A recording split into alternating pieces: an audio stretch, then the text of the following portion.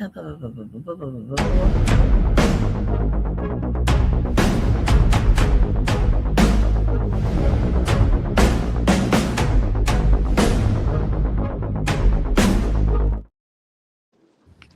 everybody, and welcome to Tuesday. Matthew, last night, the Atlanta Falcons blew two 21-point leads, but ended up at the end of the day, they were there. Yeah, that's a game. It feels like the Rams almost had it taken from them. In a sense, it feels like they were on the bad end of some calls there at the end. But there's a certain amount of credit that's due to Atlanta, given the dynamics around it and really the way that team's played this year. It would have been understandable if they hadn't shown up last night, but they did, and that's really impressive because there's a lot of young players on that team, especially on the defensive side. Well, I don't think there's any question about it. What we're seeing from them is they got fight, and that's all you can ask for, right? Yeah.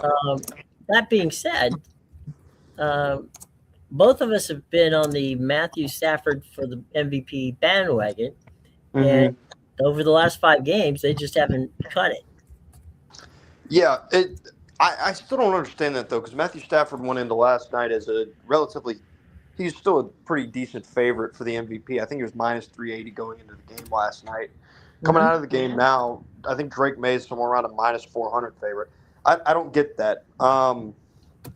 His numbers don't compare. I think even with Matthew Stafford's interceptions last night, the 3 of them, they're still level on interceptions. Stafford has, I still think he has 10-ish more touchdowns than Drake May does, and he beats him in passing yards as well. Matthew Stafford's had a much tougher schedule than Drake May does. I'm all for the moving of the MVP markets, but that is a great overreaction to one game late in the season, and that's really what I don't like about the MVP award, and to be honest with you, the Heisman Trophy as well. Sure. Is these late results just have far too much impact on the overall voting and odds. Yeah, this is a good clip to have here right now for our AI folks, because it's kind of like, 6 weeks in, Baker Mayfield was the favorite. 3 weeks after that, it was Jordan. It was Love in Green Bay. Then it became Stafford. Okay. He's been the longest tenured member of that group until the last couple of games. Last night was not a great game, but it wasn't a bad game. Especially if you look at those last, I don't know, what was it, 4 plays to end the game. Two of those could have been catches. And one of them was an out-and-out pass interference that didn't get called. Yeah, and to the counterpoint, because I know I started it mentioning the refs, is there's a pass that Matthew Stafford missed on that drive as well that would have planted them right in field goal range, plenty of time left on the clock. He was right at the boundary. Heck, he may have even scored. Right. So there is some aspect of you got to control what you can control. If you're the Rams, and Matthew Stafford has to hit that throw, but they did get a bit of a screw job from the referees in terms of the pass interference. That holding call was really bad. I was not a fan of that. It was just for a guy that hadn't played left tackle all that well for most of the night. Humphreys just kind of owned him on that play, and he got punished for it. I was not a fan of that, but push comes to shove. I think if you're Los Angeles, I said they had nothing to gain by playing the Falcons last night. Boy, could I not have been more wrong. I really thought it was going to be a bit of a runaway for LA, but again, credit to what the Falcons did. And I think LA, maybe they haven't played fantastic over these past few games. I think there's an obvious acknowledgement to that. But I think that may be a different kind of a wake-up call for the Rams going into the playoffs. I'll tell you what, the one team that's impressed me, and again, we can flag this one for AI too, is the 49ers. I mean, they've had a lot of injuries, yet they just keep chugging. Yeah, and again, they're a big reason why I still believe Matthew Stafford should be ahead in the MVP race, because that NFC West as a division as a whole is the best division in football this year. I don't think there's any question about that. All three teams at one point or another had like an overwhelming majority odds to make the 1 seed. I know that the Niners and the Seahawks are pretty much split on that. I'm pretty sure the Seahawks have a better split than the Niners do in terms of getting that number 1 seed. But it just goes to show the power in that NFC West. And San Francisco is getting healthy, and San Francisco is building momentum into the playoffs.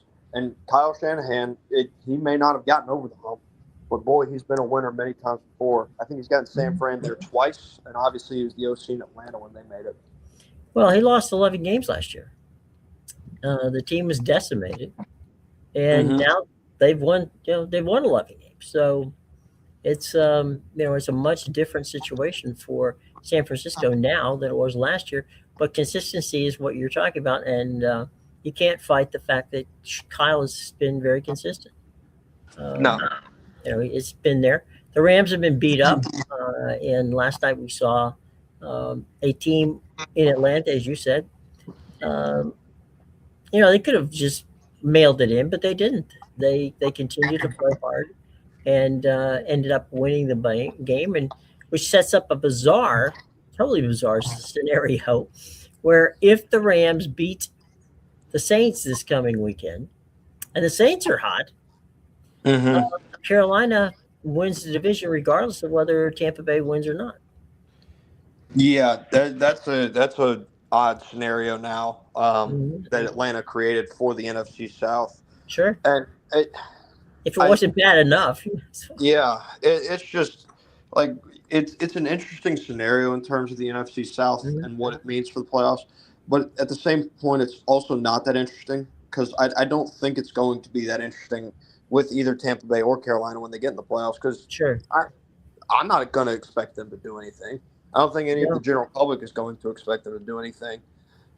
So, and I mean, you can't really even like sit back and give them credit for a good season. If they do make the playoffs and lose in the first round, because it's just like, well, you're the one that survived it somehow. Right. Well, I mean, the irony of this is that Atlanta may be able. Well, Raheem. I don't think Atlanta's going to fire Raheem Morris. Tampa Bay might fire, Todd Bowles. Yeah, and I don't like that. I think of the two coaches that you just mentioned, Raheem Morris is far less deserving of a job than Todd Bowles is. Raheem Morris, career worst winning percentage of any head coach, I believe. That's logged more than like 30 games as a head coach, somewhere in that neighborhood. Yeah, but he's got a career low winning percentage in terms of NFL head coaches, and Todd Bowles has had a lot of success there in Tampa Bay. Again, I just think they missed on that offensive coordinator hire. Yeah, I think you're right. I think what they did by promoting from within, which is admirable from one standpoint, but you can't replace. Yeah, Dave Canales, who may end up beating you in the in the race for the division, and then of course Liam Cohen, who's having a hell of a year as the first year coach in Jacksonville. I don't think anybody could have known that they would have been great head coaches. What everybody knew was that they were very good offensive coordinators, and I think what the Bucs did by just elevating their quarterbacks coach to offensive coordinator proved to be a pretty bad situation for them. Now, albeit they were beat up, got that noted, but so were the 49ers, and they figured out how to win. So all they had to do was win one of 3 games, and they couldn't do it. Yeah, and I mean that again, that Miami team they played on Sundays is not a fantastic product themselves. So that's a game that you feel like it. I think you got to be upset if you're Tampa Bay in the way you lost that game because you gave it up early. and you find your groove in the second half. But you can't be in that kind of a mode trying to make that kind of a comeback in a must-win game like they had. And now they're paying for it because they're not in charge of their own destiny. And now we are.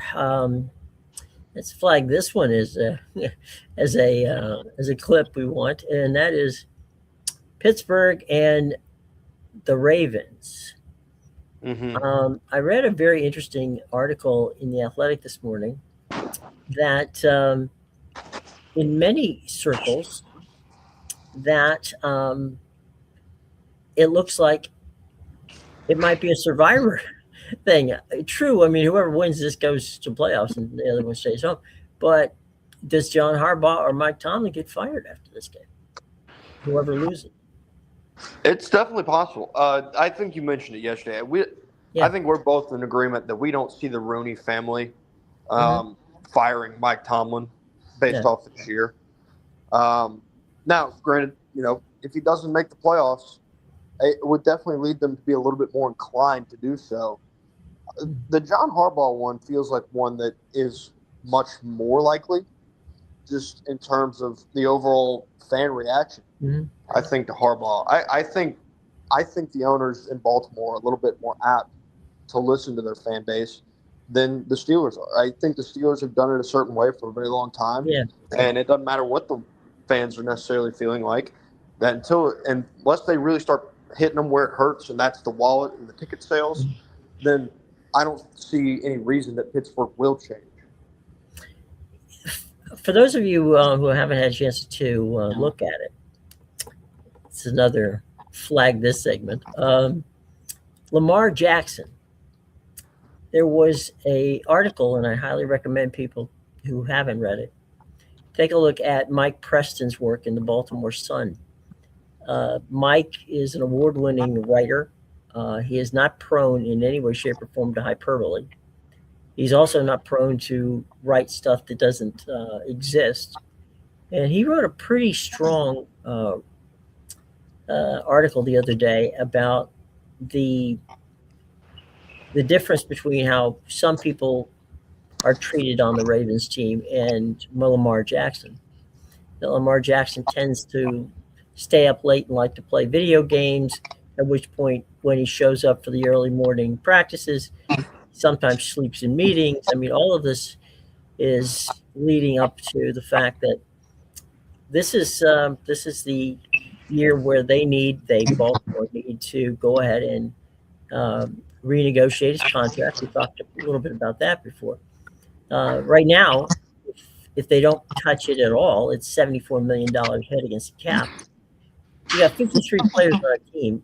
You're going to lose people unless you reduce that cap. The point being, how far down can they get it, right? And how is that? So these negotiations become very, very difficult.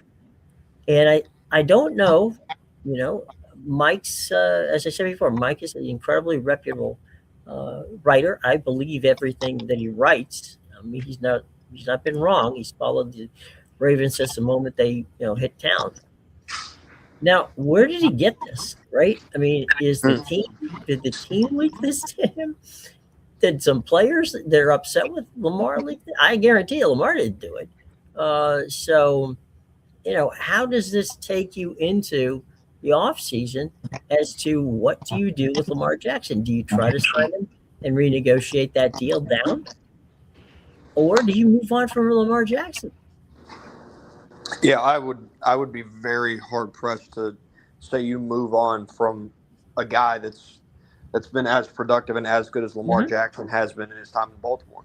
I just find it to be, you'd have to show me some tangible evidence, I think, a progression in order to justify that. I understand wanting to move off the maybe as high of a cap number as he has, because we talked about it before, how the quarterback contract can severely handicap you in terms of roster building as a GM, right?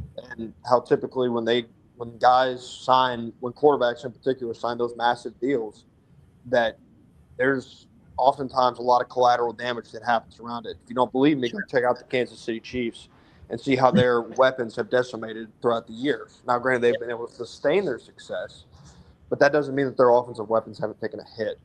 And I think something similar is probably going to happen in Baltimore because that wide receiver room still is lacking something. I feel like the defense is solid. They've done a pretty good job drafting and signing there.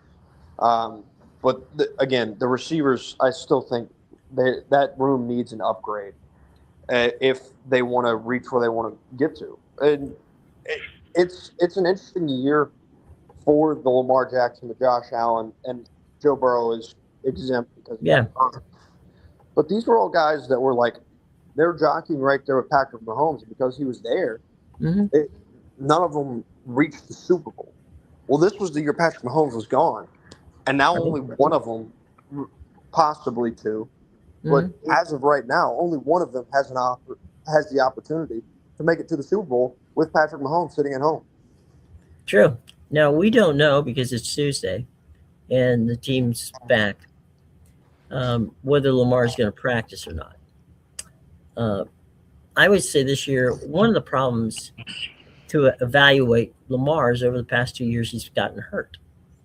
This year, more than last year. So, we don't know where that situation stands. We don't know how much mileage do they have left on Lamar. I'm not saying get rid of Lamar Jackson. That's a fool would do that. But how you renegotiate that contract and how you add that receiver into that receiver room you're talking about. And it wouldn't hurt to have a better offensive line for them too. Because, they pound the rock with Derrick Henry all they can, and that works. But there's a difference in pass blocking and offensive run blocking. And that's where the problem has been for Baltimore is protecting the quarterback because they run block a great deal better than they pass block. Yeah, and that's another aspect of this Ravens team that's interesting is how much longer does Derrick Henry really have at the form that he's in? I think he started to see some regression this year. We could gather back next year and. I could be eating my words as he continues to do what he's done throughout the majority of his career. But it's just not really feasible in terms of timelines.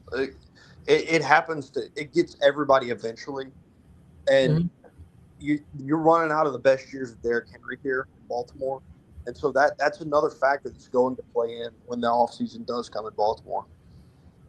Well, the window does close quickly. And right now, they need to work out that salary situation. I think they will.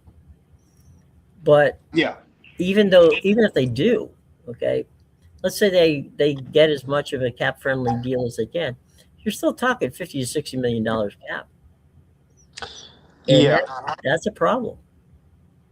It definitely is. But, it's one where it's a problem that you pretty much just have to take on. Like you can't afford, you can't afford to have a guy sitting there in Baltimore. He's been your franchise quarterback for this long. He hasn't really shown. Like if there were certain signs of regression, then you get it. But there's just zero justification behind moving on from Lamar Jackson. No, I wouldn't be advocating it. What I'm trying to say here is you keep Lamar Jackson. Obviously, you have Derrick Henry on the last year of his contract. What you find out in cases like this is you start to look at where are the rookies, right? And the reason for that is they're on the rookie contracts. So you're going to save money keeping them. Where you're going to lose money normally is at the line. Sometimes it's the linebackers. Sometimes, where can you cut? You got a 53-man roster. Most of the time, 25% of that roster turns over. That's pretty. That's the league average. It's a little higher. I mean, when you look at what Andy Reid and his gang has been able to do in Kansas City, is all those years of going to the playoffs and all those years of getting to the Super Bowl. Same with Belichick, being able to do it by recreating and finding people that fit your system. And I think that's where John and I have great respect for Eric DeCosta, the general manager of the Ravens. If there's a way to figure it out, he'll figure it out. Mm-hmm. But it's going to be tough. It's going to be tough sledding. If they win and end up being in the playoffs, well, there's going to be some interesting situations with regard to, guys like, let's see, who would be you got tight ends. You've got a number of players where you may want to keep 2 or 3 of these guys, but you're not going to be able to keep. You have to keep one of them or 2 of them. Mm-hmm. Mark Andrews might be gone. Not because he's not good, just because they can't afford to keep him. Yeah, I think a guy like I say like it's but double up. But Isaiah Likely is a tight end that came on for them last year, really when Mark Andrews was absent. And since Mark Andrews has been healthy this season, he's fallen behind a little bit in terms of his number production. So he's probably a guy where they'll look to move off him because of the number that, not even the number, but I believe he's still going to be under contract. And he's not a free agent yet, but they could trade him. Yeah, or they could release him. Yeah, the trade package they would fetch for Isaiah Likely would probably be a little bit better than I think some people realize. Yeah, I wouldn't trade Isaiah Likely, but I would. I'm not Eric DeCosta, but I would. I think I would. If I could get a 7th round or 6th round draft choice for Mark Andrews, I'd take it. Yeah, absolutely. I think you'd probably fetch a little higher price than that. Maybe potentially. Yeah. But his age is definitely a factor. His injury history is also a factor. But they're going to have tight end is a room. I think running back's probably a room where they're going to have to make some cuts because guys like Keaton Mitchell, tore his ACL, but before that last year he came on really strong, and he was a speed guy, and if he's a guy that doesn't get his speed back after that ACL tear, then it's going to greatly diminish his value. I think that part of what we've got to worry about, or certainly concern ourselves with, as we move forward here on this Tuesday, is there really isn't, and we've mentioned this, and flag this clip, that there's not a dominant team in either league at this point in time. No, there isn't, and but I also feel like there's a dominant tier that has resided in the AFC for the past few years. Talked about that group of Burrow, Mahomes, Jackson, Allen, all those guys. And I think the power has just shifted to the NFC. I don't know if that's a one-year thing and the power will shift back to the AFC, but right now the power lies in the NFC, as we discussed, particularly in that NFC West. Yep, and the competitive balance is there, I think, from all of it, both on the AFC side and the NFC side. And I think that's what's going to make this might be one of the more entertaining playoff situations that we've had in a long time. Yeah, absolutely.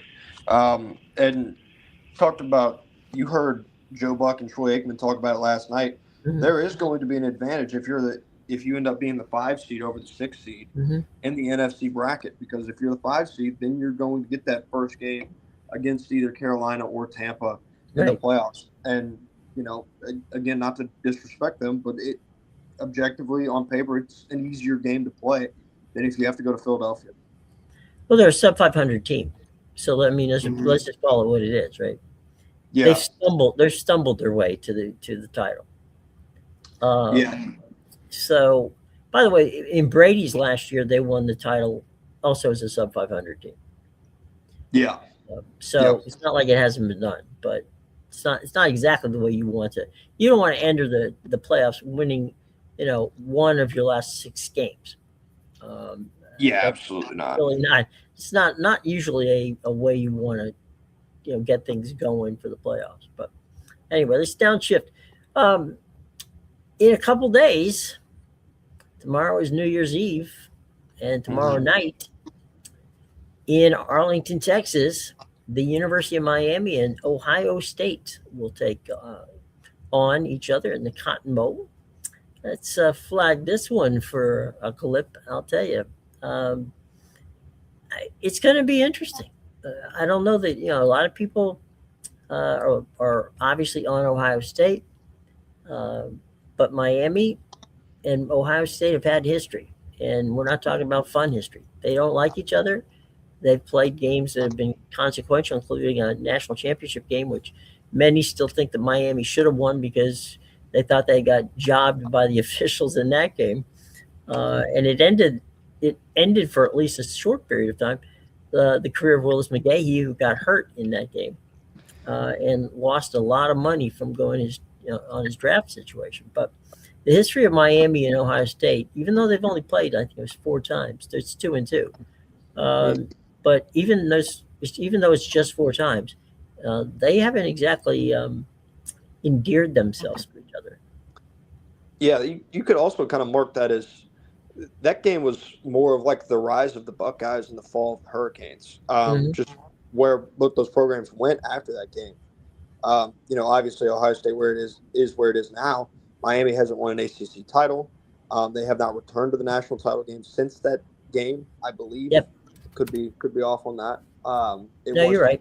Born, so so they haven't made it to a national title game, and now looking to reclaim it. I will say, at least in terms of the Ohio State thing, and I'll get to Miami in a minute. I've seen clips, people talking about how talented Miami is along the line of scrimmage, and I think all that stuff is of note. I think I know how talented Ohio State is, but I'm really not that sure. I still feel like I have a lot to learn about this football team because of their 2 best games against Indiana and Texas. They scored 10 and 14 respectively. So they have not shown up offensively for either of their biggest games and the best defenses they played. And this Miami defensive front is probably up there with Indiana and Texas. I think they're bigger. I think they're more physical. They may even be a little bit better than those fronts that they played in those two in Texas and Indiana. And so I don't really know. I think Ohio State's a 9.5-point favorite. That might be a little rich for my liking in terms of the betting. And I'm not by any means picking Miami outright, but I would like to learn a little bit more about Ohio State tomorrow. In 2011, Miami beat Ohio State, which is the last time they played each other, 24-6. In 2010, Ohio State beat Miami 36-24. And let's move up. The emotional game of the rivalry was the one we talked about, which was the Fiesta Bowl, which was the national championship game in 2002 when Ohio State won that game, 31-24 in 2 overtimes. And then we had the 89 game, which Miami won 23-12. And then in 77, the first time they played each other, which was a 10-0 win for Ohio State. So I stand corrected. Ohio State leads that series by a 3-2 measure at this point. But I don't know what to think of Ohio State. I really don't. I don't know if they've been tested or not. I do think that Miami's front line, and we talked about this before, on both sides of the ball is pretty, formidable. Yeah. But that being said, Ohio State's defense is pretty much the same defense they had that won the national championship last year. Yeah, so, it may be better now than the one that won the national championship last year. I would say I would be nothing short of shocked if both of these teams broke 20 points. It just doesn't seem like that kind of game. Maybe you want to blame the win for the passing offensive result in College Station last week for Miami. But at the same time, I haven't been all that impressed with Carson Beck against the better competition he's played. I'll be interested to see if he can show up for this one, because when he's really faced a lot of pressure As a passer, he hasn't had success, and that's dating back to his time at Georgia. Right. When pass rush gets home with consistency, he's a guy who's not very mobile and pretty locked into that pocket. And so they're going to have to establish the run in a similar manner that they did in College Station.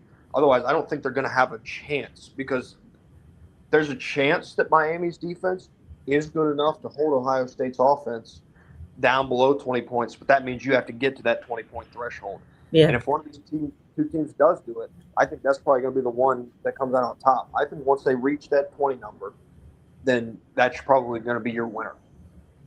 Well, I think the key here, too, is we have to see balance. Mm-hmm. Carson Beck, at least, again, you've seen him a whole lot more than I have because of the Georgia thing. But Carson Beck has been, to me, at least when he is successful, he's been his most successful when he's been able to play action pass. Mm-hmm. So if Miami gets a running game, then Carson seems to be very comfortable in that, ability to, keep Ohio State, or anybody for that matter, but tomorrow Ohio State, from chasing him around the field. He's not the most mobile quarterback, and he tends to get happy feet whenever people come chasing him. He makes his mistakes when that happens. Now, if they have a running game, and it's a more balanced attack, then Carson Beck can come sit back there, and he's got the weapons to pick you apart.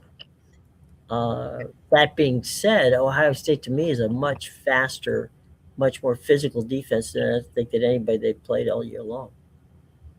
Yeah, I think they handle the A&M defense fairly well last week, all things considered. But again, it's left something to be desired, I think would be the way that I would describe it in terms of that offensive result. But they grinded. Whoa, there we go. Grinded on Texas A&M last week. Mm-hmm. And eventually they started breaking through, mainly with Mark Fletcher on the ground. And it's going to have to be a similar circumstance here with Ohio State. Is they're going to have to grind away, and really it's going to have to be something where they're in striking distance late.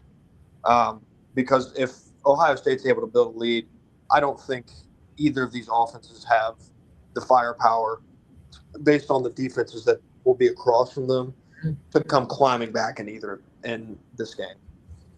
Let's take a second and thank our buddy Zach Bobo at ERA Sunrise Realty for sponsoring the show. Zach is a great guy.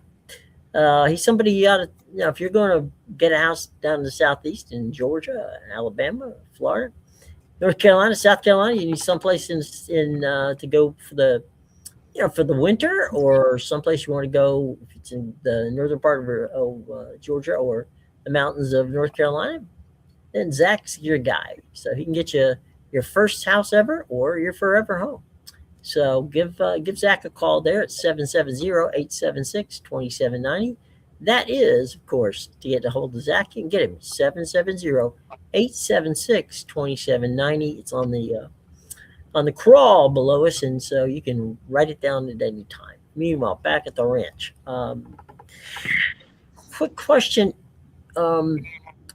Steve Sarkisian brought up a point back a while ago when he was making his case as to why Texas should be in the playoffs, which actually isn't a bad question, and that is, he felt that because they opened the season with Ohio State and didn't play a cupcake the entire season, that they got penalized for it. I believe that we're probably going to start seeing less and less of the games against the smaller colleges, and we talked about this in the past, which might be a flag to flag this one, but as a clip, because you get penalized for it. Yeah, you do. I struggle with saying you get penalized for playing that game, actually. Just mainly because it's as simple as this. If Texas had beaten Florida, I think it was, what did they end up being? 4-8, 5-8 Florida? Yeah, at that. Not 5-8, 5-7. 5-7, yeah. Regardless, really, really bad football team. Yeah. This year. if you beat them and you're not one of their 2 power conference wins on the season, by the way, then you don't have this discussion. You're in the playoff. That was never a discussion or argument. You can blame and point fingers at that one game, or you can just go do your job in the other games, and you don't have to worry about complaining or pointing fingers in that Ohio State game. Because I think if they don't get blown out at Georgia, they probably have a better chance. But again, and people tell you that it's a 14-10 game going into the fourth quarter. That's true. But I think everybody knows that this college football playoff committee, every time they get in that room to do their job, that's exactly what they don't do. And so it didn't matter that it was 14-10 entering the fourth quarter of that Georgia game. Right. It didn't look close at the end, and that's really what they cared about. Style points, yeah. The other part to that equation that's fascinating is that in some regards, and this is has to do with TV, what doesn't, right, when it comes to football. They keep pushing the narrative of we want each Saturday to have marquee matchups. Well, with all due respect, Florida playing FAU is not a marquee matchup. Georgia playing Georgia Southern isn't a marquee matchup. Alabama playing Troy isn't a marquee matchup. Ohio State playing Bowling Green isn't a marquee matchup. New Mexico and Texas Tech, not a big marquee matchup. So I don't know, but I have a feeling that television is going to drive that bus more than Steve Sarkisian's idea. Yeah, and that is true.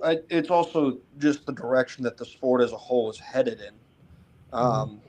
Discuss the likelihood of it moving into that more NFL model at some point in the future, where they have just essentially one big league with the different divisions, essentially going back to the old conferences in a sense.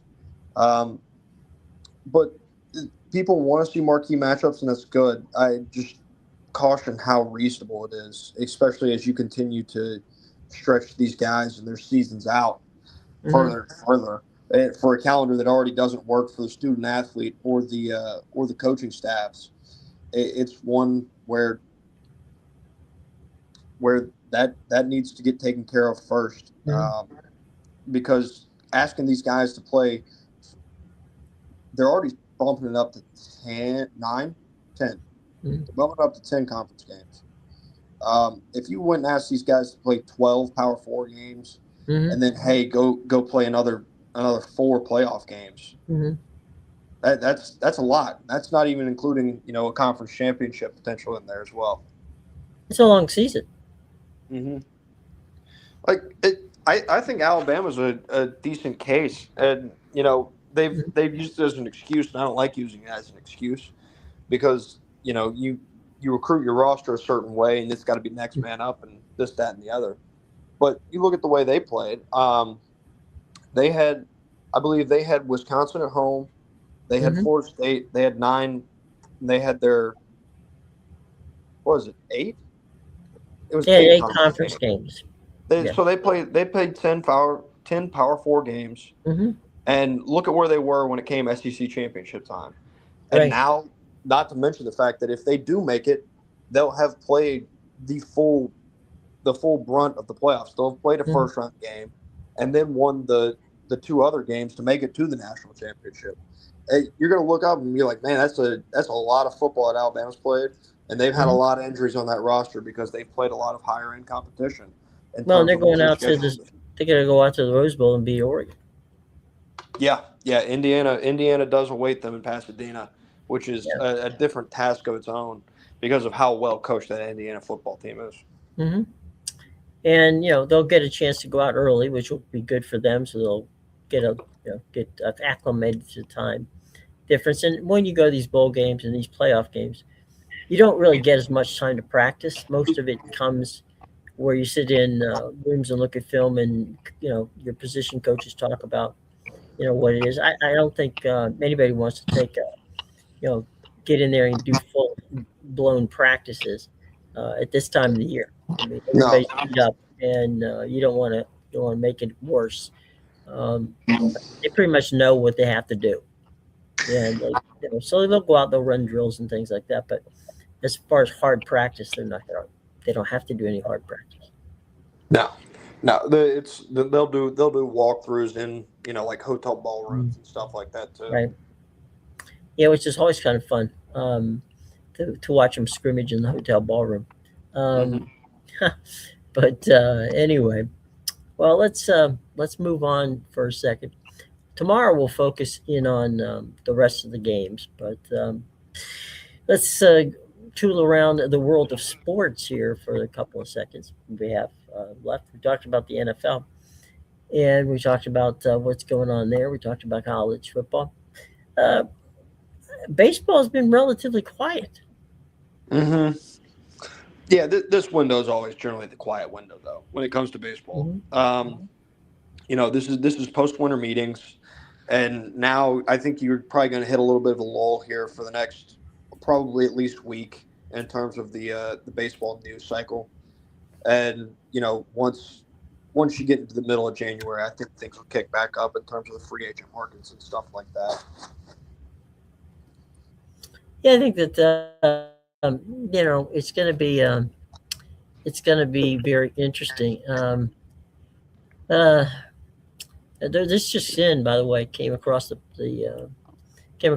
Patriots star receiver Stephon Diggs faces strangulation charges, denies allegations. The star receiver is facing strangulation and other criminal charges in connection with a dispute with a former private chef that he had recently. So evidently, we're going to see what goes on. Chip Kelly is the new offensive coordinator of Northwestern's football team.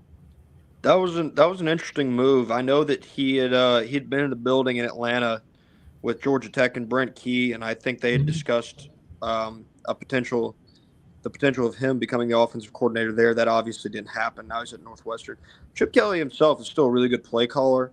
I would not give a lot of blame for what happened in Vegas this year to Chip Kelly, just because that offense is really bad, and Geno Smith really likes throwing it to the other team for some reason. And he did a really good job when he was at Ohio State last year. They won the national championship, and he's back at the college ranks where he's been really the most successful compared to his stints in the NFL. Well, he tried. I mean, when he left Oregon and went to Philadelphia, he tried to run that up-tempo offense with an offense that didn't, have it, hadn't been fixed to do that. And I remember the first game he coached regular season was against the Commanders, which back with them with the Redskins. In the first half of that game, they ran 62 plays. Jeez. In the second half of that game, they ran 24. They were absolutely exhausted trying to keep up with Chip, and it didn't work. He went out to UCLA. I don't think that was his fault out there. He had a pretty decent team out there. But they just didn't give him what they felt, what he felt they needed to give him. He went back to work with Ryan Day, who was on his staff, and helped get Ohio State's offense in gear. Moved on from there, and I guess the reason he didn't get another coaching gig is likely because of his age. Yeah, I also wonder if I'm assuming you're talking about him taking another head coaching job. Yeah, in college. Yeah, I think it may just be more out of a personal desire of his. I don't think he wants to be a head coach again. Maybe not. I think he's happy being an offensive coordinator, and that's really just based on the fact that he chose to leave UCLA. I know there was some turmoil in terms of the athletic director and their funds and stuff like that out there, but I think it really falls on he's talked about how difficult it is to be a head coach in the college ranks right now, what all you have to do. And I think he's honestly just really happy being an offensive coordinator.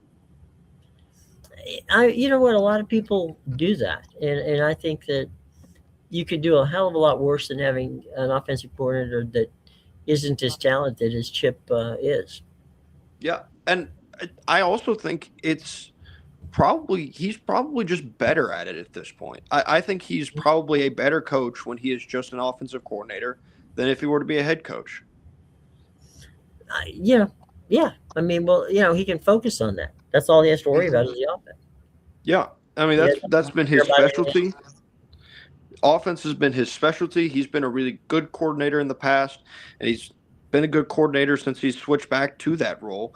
And so it's something that honestly just makes a lot of sense, especially you cited his age. I think his age plays a factor in him not wanting to be a head coach as well. Quick heads up on the Steelers. TJ Watt looks like he's on track to be back to play Sunday against the Ravens. Did anyone doubt that TJ Watt would be not play in that game? Absolutely not. Yeah, no. If he could walk, run, and had movement in all of his extremities, yeah, he was going to play. Yeah, there was no way he would not play in this football game. Okay, now here is some really strong, stunning news. The number one player heading into the 2026 PGA Tour season is set to be Scotty Scheffler. Now, how hard would that have been to put that one down? Yeah, no shock there. It is going to be interesting. He had a different season last year in terms of really when he hit his peak. These really when he was at his best in 24 compared to 25, it was early in the year, and that's really where he's done a lot of his winning throughout his career is early in the year. But he suffered a hand injury making pasta at Christmas last year. That led to him taking, I think it was somewhere in the neighborhood like 6 weeks off from golf entirely. And so it took him a little while to get revved back up. And I don't think he won it as much.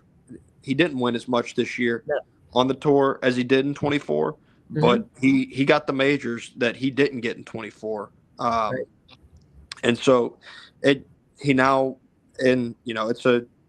a cliche headline everybody's pointed out since the Open, but he has a chance to go chase the career Grand Slam on I believe it's his birthday, no less, in Shinnecock.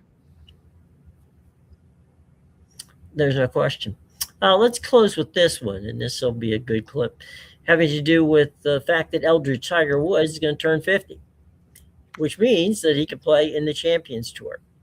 Now, right now, Tiger can putt and he can chip. He has not done much in the way of attempting to drive the ball. I don't see that he's going to be competitive on the PGA Tour. There's just too many broken parts on that body, and I don't think that Tiger wants to go out there and embarrass himself. That being said, I could see a reason to talk him into playing some of the senior tour events and perhaps perhaps even getting a few of the other guys involved. And it might be a very interesting situation if he could, if they could get him involved in the seniors tour. Yeah, and not to be forgotten, he is a part of the Jupiter Links golf team for the TGL as well. Right. I believe it was a torn Achilles that he suffered most recently. Yeah. And that at the age of 49, now 50, it's a hard injury to come back from when you're in your 20s. I can't imagine what the recovery is like for his Achilles. So I'd imagine he'll take his time. But the golf swing still is what it is. Like that didn't change. It has evolved, but he's still got the same golf swing that made him the winner that it was. And the impact of not walking all 18 holes has a lot to do with your overall health and the ability to stay healthy. Well, especially if you remember, before he had the car accident, which, by the way, he shattered both his ankles. They're surgically repaired. So he's on ankles that, are metal. That's number one. He had a back injury before. That didn't get Yep. much better.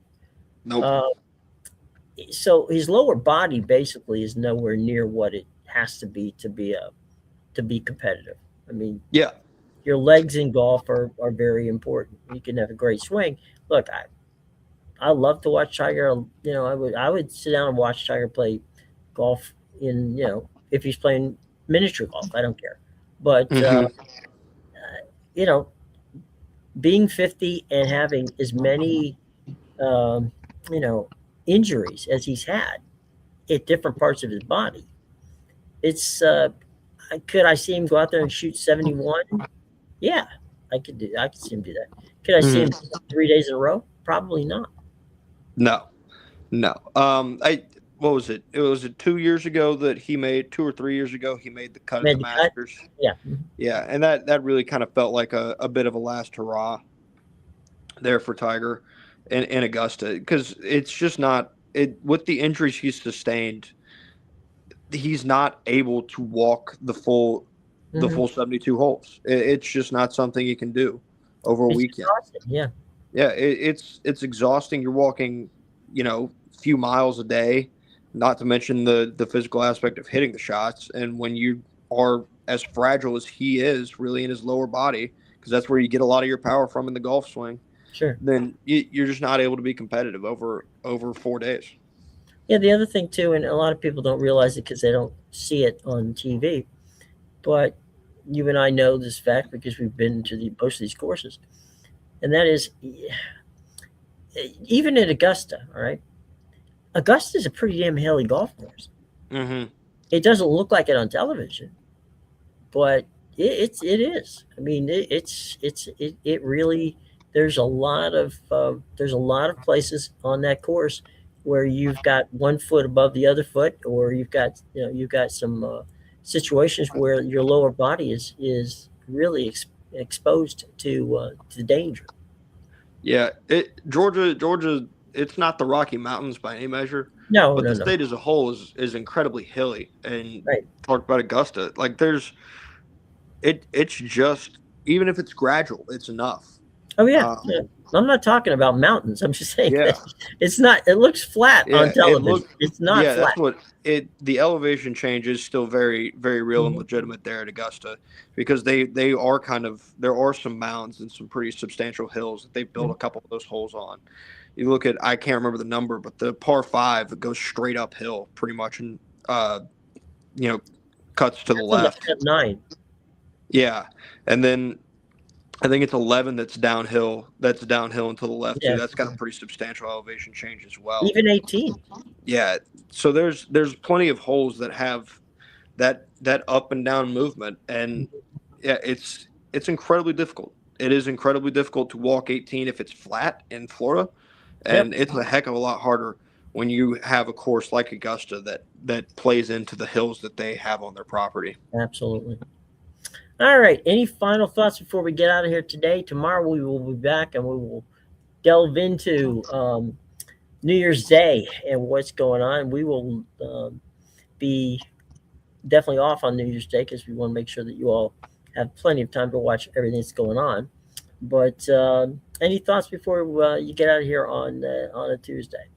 Yeah, I'll touch on this last little piece of golf news that we never really got to. Okay. Kind of happened over the holiday break. But Brooks Koepka left LIV. Yes. And appears to be, headed. You would assume he's probably going to try to play on the DP World Tour. But it appears that he's going to take that year-long suspension from the tour and attempt to rejoin once he's able. Mm-hmm. Well, I mean, he's a hell of a golfer. Mm-hmm. And I think golf is better whenever you get your best players in there. And certainly he is. He's somebody that you really want to see back on the PGA Tour. Yeah, I think he's somebody that wants to return to his major championship form as well. Yeah, and I mean, LIV at the beginning was something unique, and I think now it isn't.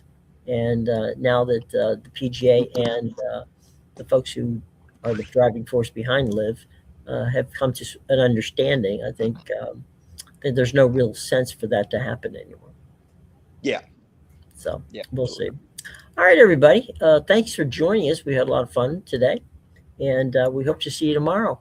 Until then, for Matt, I'm Jim. Take care, everybody.